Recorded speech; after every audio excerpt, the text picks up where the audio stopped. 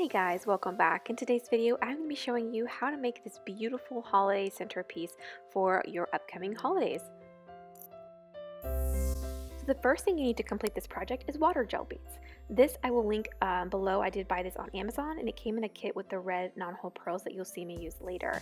But the first thing to do is to pour them into a large bowl and then pour 5 cups of water on top of those tiny little water gel beads that you just put in the bowl.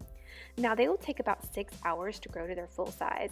So as you can see, they start off really small, but just go ahead and put them aside for a while, and after they have grown for about 6 hours, they will look like this.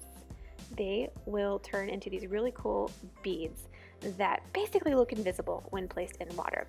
So go ahead and drain them.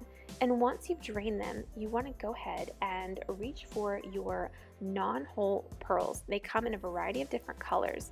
So get whatever one you like, and then go ahead and just start layering them in your Dollar Tree vases. So you can start with that and just kind of drop some of these red pearls in however you like it with whatever size you want. And you're just going to complete the layer process all the way up to the very top.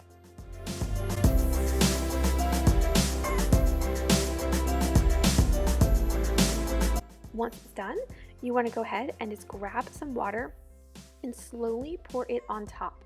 And it will go from visible to what appears to be invisible. And you will see the pearls look as if they are floating. So here they are all set, but I'm going to take it one step further and I'm going to grab some adhesive little diamond bling that I got from the Dollar Tree, and I'm going to cut it into little strips, and I'm going to just take the adhesive back off here and I'm going to place it along the bottom of my vase just to give it a little something extra. And I'm going to do the same thing along the top and the bottom on both of my vases.